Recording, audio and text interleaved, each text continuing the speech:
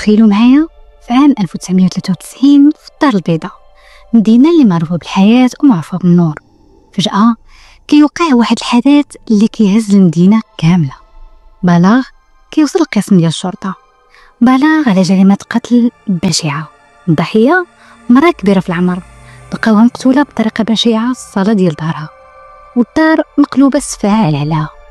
الغريب ماشي هنا، الغريب هو أن هذه الجريمة غادي تتعاود بنفس الطريقة وبنفس التفاصيل من بعد سنين قليلة. البوليس في ديك الوقيته استنفروا وحلفوا حتى يجيبوا هذا الشخص بأي ثمن، حيت اللي كيدير هاد الجرائم كان بحال شي شبح ما كيخلي موراه حتى شي اثار. دوخ البوليس لدرجه انهم بقاو سنين كيقلبوا عليه. هاد الشخص كان عارف بالضبط اشنو كيدير، كل خطوه محسوبه ومخطط ليها 1000 مره. الضحايا ديالو ماشي ناس عاديين، كان كيستهدف واحد الفئه معينه من الناس. فاش وقعوا هاد الجرائم في الاول البوليس ما عرفوش كيفاش يوصلوا ليه، لا دافع لا حتى سبب علاش كيدير هكا. ولكن خلينا نتفقوا على واحد الحاجه بيناتنا، كيف ما حاولتي تخمم وتوقع شكون هو هذا المجرم كنوعدك التوقع ديالك غادي يكون غلط. الاحداث اللي غادي تعيشوها في هذه القصه ماشي منطقيه بتاتا. داكشي علاش ركزوا معايا مزيان باش نحلوا هذه القضيه ونعرفوا في الاخر واش البوليس قدروا يشدوه ولا لا. بدايه الاحداث ديال هذه القصه كانت في مدينه الدار البيضاء، بالضبط في تاريخ 16 ماي 1993. في هذا النهار واحد المجموعه ديال السكان من نفس المنطقه دخلوا لقسم الشرطه وبلغوا على واحد الحاجه غريبه. محتوى البلاغ كان على الجاره ديالهم اللي ساكنه حداهم، اللي هذه 4 ايام ما سمعوا ليها حس وما بان ليها اثار. على حسب الجيران هادشي ماشي من عوايدها، حيت هما كيعرفوها مزيان وساكنه معاهم هذه سنين وما كيجي حتى شي واحد. ولكن قالوا ان الغريب اللي لاحظوه هو انهم كانوا متعودين يدوزوا عليها يوميا ويشوفوها واش خاصها شي حاجه. وبعض المرات كانت كتجلس معاهم قدام الباب ديال الدار، ولكن هاد 4 ايام اللي دازت كانوا كيجيو عندها وكيدقوا الباب بزاف، ولكن المراه ما كانتش كتجاوبهم. وحتى لهاد النهار اللي جاو فيه المخفر، حيت في الصباح شموا ريحه ماشي طبيعيه جايه من دارها. هادشي اللي خلاهم يتخلعوا عليها ويجيو ويبلغوا البوليس.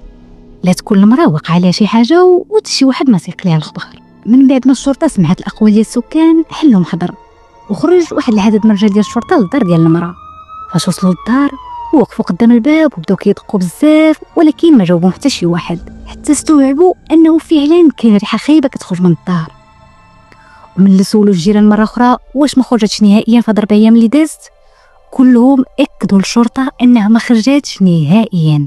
من بعد ما تاكدوا من الكلام ديال السكان، ديك الساعه خرجوا امر من النيابه باش يدخلوا للدار. وفعلا هادشي اللي وقع. فاش هرسوا الباب ودخلوا هنا اكتشفوا كارثه حقيقيه قدامهم. لقاو هاد المراه الكبيره في العمر طايحه في الصاله وغارقه في دميتها. فاش قربوا منها اكتشفوا انها كانت مذبوحه من الوريد للوريد. وهما والجيران بقاو واقفين في واحد الحاله ديال الصدمه قدام الجثه ديال المراه كبيره مسكينه اللي تعرضت لجريمه مرعبه. ولكن كيفاش وشكون اللي عنده مصلحه في هذا الشيء؟ هنا ممكن تقول جريمه قتل وكتوقع في الغريب. هذا الشيء ماشي غريب ممكن، ولكن الغريب واللي ماشي طبيعي ابدا غتعرفوه من بعد. هاد المراه سميتها مباركه وعمرها 72 عام. من بعد ما حددت الشرطه الهويه ديالها اتصلوا مباشره بالتحقيق الجنائي باش يجيو يديروا معاينه للمكان.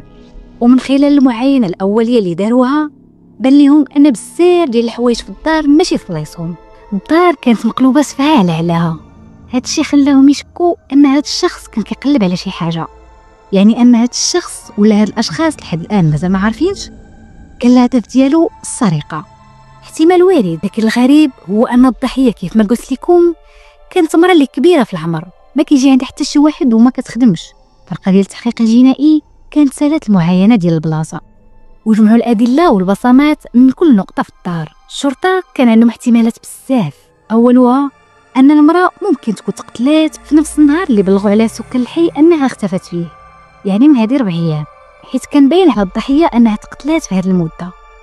الشرطه من بعد ما سالوا الاجراءات الروتينيه ديالهم هنا بداو كيسولوا الجيران وقالوا لهم ما شفتوش شي واحد دخل عند هاد المراه للدار ولا شي واحد كان كيدور في الجناب ديال الدار، اولا ما سمعتوش الصوت ديال السطح جاي من عندها. الجيران اكدوا لهم انه ما وقع حتى شي حاجه من هاد الشيء هذا، حيت هاد المراه وحدانيه واصلا ما كيجي عندها حتى شي واحد، على الرغم ان عندها خوها ولكن ما عمره سول فيها. وقالوا لهم حتى ان هاد المراه هادي سنين وهي ساكنه في هذا الحي، وحتى فاش كانوا كيسولوا على عائلتها كتقول لهم انها ما عندها حتى شي واحد.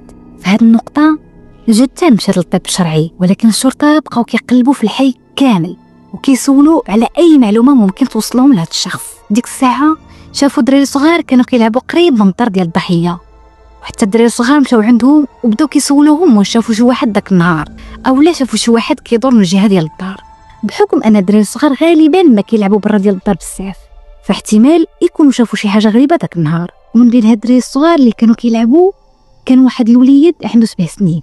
هاد الوليد قال للشرطه واحد المعلومه مهمه بزاف، قال لهم في داك النهار شفت مراه لابسه عبايه كحله ونقاب وهازه في يديها واحد الصاك، وشفتها دخلت عند هاد المراه هادي للدار، ولكن من بعد ما شفتهاش خرجت من عندها.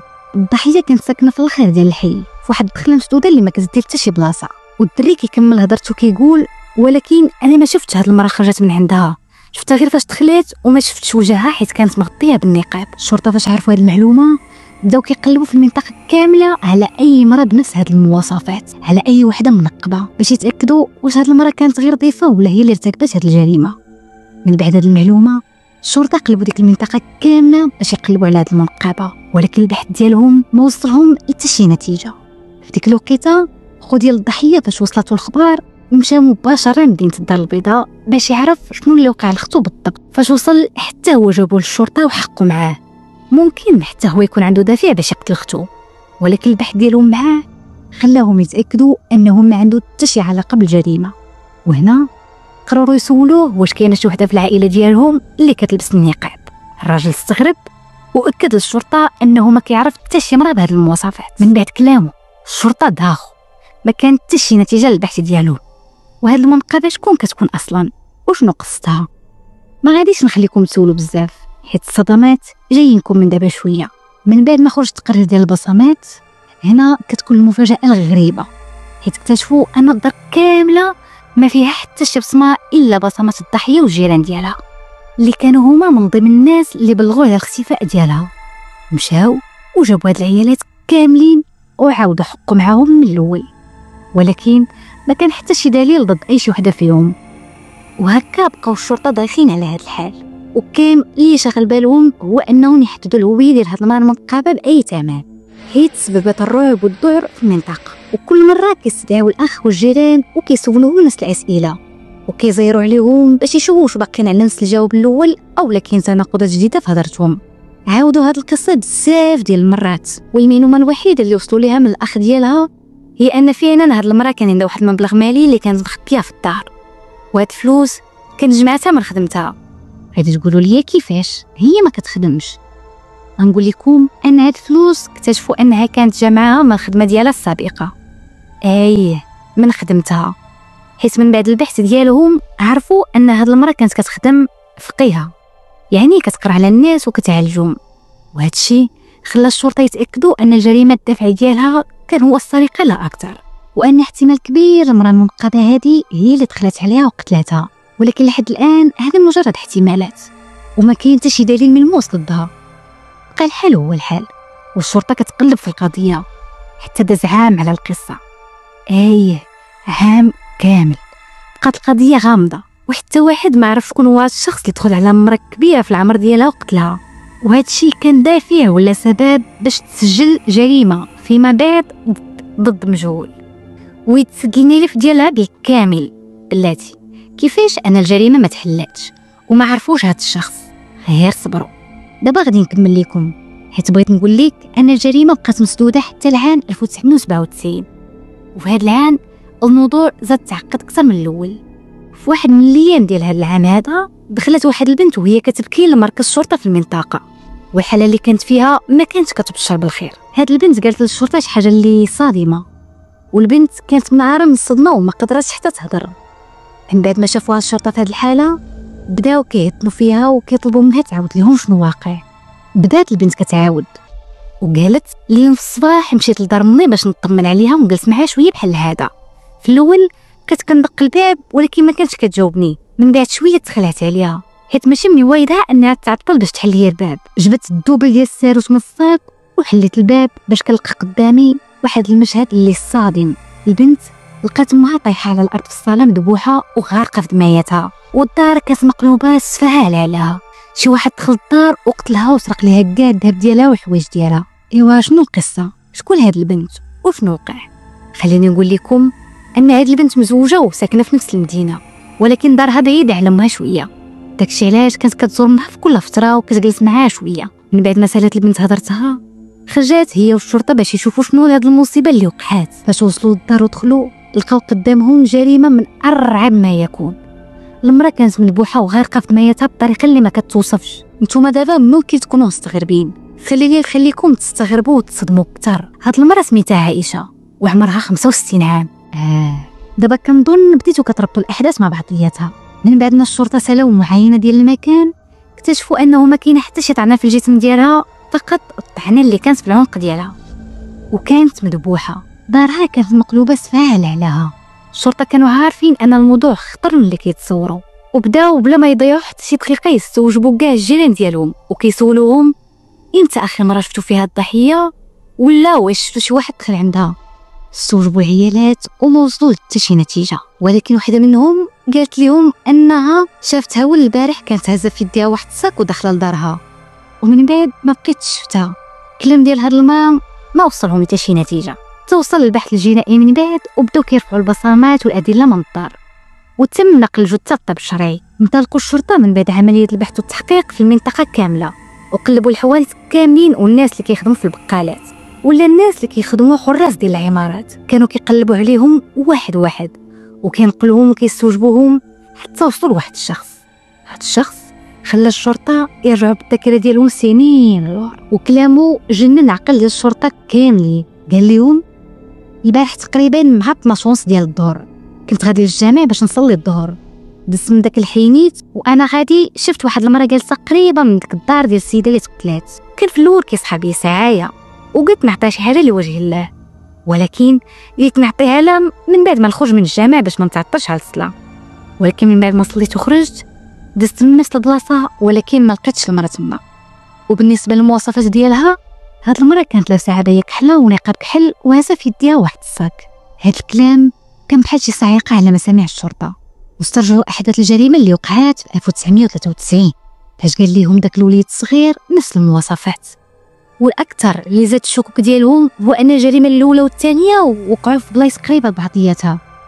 والغريب من هادشي كامل اني قلت لكم في الاول هاد القصه كتدوخ وعامره بالتفاصيل، حيت فاش الشرطه رجعوا سولوا الناس اللي في الحي كلهم قالوا انهم ما دازت عليهم حتى شي مره بهاد المواصفات. يعني هاد الشخص هو بوحدو اللي شافها، وبهذا الشيء ولات الشرطه بحال كدور في حلقه مفرغه. وهنا كيجي السؤال، واش هاد المراه الملقبه هي اللي كانت كتقتل هاد الناس وكتغبر، او لا كاين شي شخص اخر هو اللي مور هاد الموضوع؟ وقف الفيديو هنا وحاول تحط التوقع ديالك لتحت في التعليقات. ومني انا كنعطيك وعد كيف ما قلت لك في المقدمه، مهما كان التوقع ديالك شكون اللي دار هاد الجريمه مستحيل يكون صحيح. شنو رايك في هاد التحدي؟ ولكن ما عرفتش واش شي واحد غادي يجيبها بصح ولا لا، وإلا جابها فبرافو ليه. الغرابه فين كاينه هو ان فعلا هذا الشخص كان متمرس في عمليه القتل، وما كان كيخلي موراه حتى شي دليل ولا شي اثار. وهادشي كيعني ان هذا الشخص عارف اش كيدير بالضبط، وما كان كيدير حتى شي خطوه الا وكيكون مخطط ليها 1000 مره. هاد المراه بحال الارض انشقت وبلعاتها. داز عام ونص على هاد الجريمه الثانيه ومازال المجرم طالع، وبحال اللي قبل منها القضيه كتسجل ضد مجهول وكيتسد الملف ديالها بالكامل. دابا من هاد النقطه اللي جايه غادي يحمقك بحال اللي حمق الشرطه، حيت في عام 2000 يعني من بعد 3 سنين من الجريمه الاخرى تقريبا، مع 5:30 ديال العشيه كيوصل للشرطه بلاغ من عند واحد الشخص، وكان كيقول لهم في البلاغ انه لقاو مقتوله في الدار بطريقه اللي خايبه بزاف. الشرطه بالزر بتوجهوا المكان ولحقهم التحقيق الجنائي، كيدخلوا للدار باش يتفاجئوا بشي حاجه اللي غتصدمهم. الضحيه عاود مرة كبيره في العمر 68 عام. طريقه الموت الذبح في الرقبه من الوريد للوريد، والمكان في وسط دارها في الصاله، والدار حتى هي مرونه ومقلوبه كامله. بلاتي حيت دابا التعامل مع قاتل متسلسل منقذ وخطر بزاف. كيغيب مده حتى كتنسى الشرطه اش دار، وكيرجع ينفذ الجرائم الفظيعه ديالو. الشرطه جمعت المحققين ورجال الشرطه كاملين باش يجيبوا هذا الشخص باي طريقه كانت. استجوبوا ولدها: فين كنتي وقت الجريمه؟ وشنو وقع بالتفصيل الممل؟ قال لهم: انا خدام في شركه ما كنخرج منها حتى العشيه من بعد 5. كيقول: ملي وصلت للدار لقيت امي مقتوله بهذه الطريقه، والمجرم اللي دار هذا الشيء سرق كاع الفلوس ديالها اللي كانت مخبيهم في الماريو. هاد الولد كان عايش هو وامو بوحديتهم، وما عمرهم تعرضوا لشي حاجه ولا كيعرفوا شي واحد اللي يقدر يأذيهم بهذه الطريقه. العامل المشترك بين كاع الضحايا كلهم كانوا اشخاص كبار السن ونساء، بالدارجه ناس بلا حول ولا قوه، حتى انهم ما يقدروش يقاوموا هذا المجرم، وكلهم كانوا مخبيين الفلوس وحوايج غاليه شي بلاصه في ديورهم. وكاع المناطق اللي نفذ فيها الجرائم كانت تقريبا من بعضياتها. نستنتجوا من هادشي كامل ان المجرم كيعرف الضحايا انهم عايشين بوحديتهم، وكيعرف حتى انهم عندهم فلوس مخبيينها، كيعرف امتى كيدخلوا للدار وامتى كيخرجوا، وكيراقبهم مزيان. الشرطه في هذه المرحله استنفرت بالكامل وسعوا عمليه البحث بشكل كبير، وركزوا انهم يجيبوا هذه المنقبه اللي انطبقت عليها هذه المواصفات. ومن بعد مده ديال البحث وصلوا لواحد المعلومه اللي قويه ومهمه من واحد الشخص. هذا الراجل كان غادي للمقبره يزور القبر ديال ميمتو في نفس المنطقه، وقال لهم: شفتها ومتاكد انها هي اللي كتقلبوا عليها. داك النهار وانا خارج من المقبره لمحت هاد المراه وهي خارجه من تما، وعلى ما بان ليا كانت كتبدل الحوايجها في ديك البلاصه باش شي واحد ما يشوفها. من هادشي كامل انها كانت لابسه في رجليها صباط ماشي ديال المراه، ولكن واضح انه صباط ديال الراجل. لان عرفت الشرطه هاد المعلومه طوقوا المقبره وبحثوا فيها كامله، وسولوا الناس اللي ساكنين على الجهه ديال المقبره، لعل وعسى شافوها اشخاص اخرين. وهنا من هاد النقطه كتبدا الاحداث كتكتشف، حيت الناس كانوا كيتجمعوا عند الشرطه باش يعرفوا واش شدوا هاد المجرمه ولا لا، حيت كانوا خايفين تدخل ديورهم وتقتلهم بنفس الطريقه. ولكن وقعت شي حاجه غريبه ولفتت انتباه الشرطه بقوه، هو ان واحد الشخص كان باين عليه مرعوب من هاد المراه بزاف، يعني بطريقه اوفر، وكان كيسول الناس وكيلح باش يعرف فين وصلتوا، شديتوا هاد المراه منقبه ولا لا، عرفتوا بلاصتها ولا لا، واش وقع معاكم، واش توصلتوا شي معلومه جديده عليها ولا لا. الشخص كان كيسول بزاف وباين عليه خايف. هاد الوقت اللي كان الشخص كيسول وكيتساءل مع الناس، الضابط المسؤول عليهم كان حاضر وكيشوف فيه من بعيد وكيراقبه بصمت. هنا الضابط عيط لواحد من عناصر الامن وقال ليه: خلي عينك عليه، هاد الشخص موراه شي حاجه. بعد شويه توجه ليه واحد من الضباط وسولو: شنو سميتك وفين ساكن؟ الراجل قال ليه: سميتي بن عيسى وساكن قريب من هاد الحي. قال ليه: شنو كتخدم؟ الراجل قال ليه: انا كنجمع الخرده وكنعاود فيها البيع. وفي اللحظه اللي قال ليه: عطيني لا كارت ناسيونال ديالك، الراجل هنا من يسمع الهويه الوطنيه بدا كيترعب من الخوف، قال ليه: نسيتها في الدار. ومن هنا هاد الشخص دخل في دائره الشك عند الشرطه، جاووه وداوه معاهم باش يحقوا معاه ويحدوا الهويه ديالو. خلال التحقيق الشخص كان باين عليه التوتر بشكل كبير، وهذا الشيء زاد من الشكوك ديال الشرطه اكثر وخلاهم يجيبوا امر اقتحام الدار ديالو. وفعلا فاش دخلوا لدارو وبحثوا فيها، هنا كتكون الصدمه اللي قلت لكم ما غاديش توقعوها في الاول ديال الحلقه. لقاو في الدار ديال هذا الشخص اجوبه ديال كاع الاسئله ديالهم في هاد السنين كامله، الصاك والنقاب والعبايه وسلاح الجريمه كانوا كلهم موجودين في الدار ديالو. هاد الشيء كان دليل كافي باش يعرفوا ان هاد الشخص اللي قلبوا عليه الدنيا كامله وكان مرة طلع هو هذا الراجل. الشرطه فاش شافوا هاد الشيء قالوا ليه: واخيرا طحتي يا وليدي. تم اعتقال هذا الشخص واستكمال التحقيق معاه. من بعد الضغط عليه والمواجهه ديالو بالادله، اعترف بن عيسى بالجرائم ديالو كامله وانه هو اللي قتل كاع هاد الاشخاص. وفي الاعترافات ديالو كان بن عيسى كيقول انه كان كيختار الضحايا ديالو بعنايه، خاصو يكون عارف انهم عايشين بوحدهم وكيخطط كيفاش يقتلهم حتى ياخذ الفلوس اللي عندهم. كياخذ الاغراض ديالو وكيخرج للمقبره وكيبدا حوايجو تما وكيتقمص الشخصيه ديالو. من بعد كيخرج لدار الضحيه، وفي جويه وقيته ديال الظهر كيدق الباب ديال الضحيه، ومني كتحل ليه الباب مباشره كيدفعها وكيقتحم الدار وما كيطلقها من يديه الا من بعد ما كيكون صفاها عليها. كيقلب الدار كامله وكياخذ كاع الفلوس والذهب وكيخرج. من بعد كان مراقب الضحايا ديالو مزيان وكيعرف الوقت المناسب اللي يهجم فيه. من بعد ما كيسالي كيخرج للمقبره وكيبدل حوايجو وكيرجع من بعد لدارو. الشرطه توجهات لدارو مره اخرى من بعد هاد الاعترافات، ولقاو بعض الحوايج اللي كان سرقها من الناس مازال كاينه عنده. تم تحويل هاد الشخص للمحكمه وتحكم عليه بالاعدام. دابا قولوا لي شحال من واحد فيكم توقع ان هاد المنقبه طلع راجل؟ كتبوا لي في التعليقات. وهنا كتكون سالت القصه الصادمه للسفاح المنقب وتم حل لغز الجريمه بسبب الملاحظه ديال دري صغير. ولا عجبكم الفيديو ما تنساوش تخلي معكم واحد لايك كتشجع ليا، وما تنساوش تشتركوا في القناه باش العائله ديالنا تكبر ونزيد من الفيديوهات والقصص اللي كتعجبكم. تهلاو.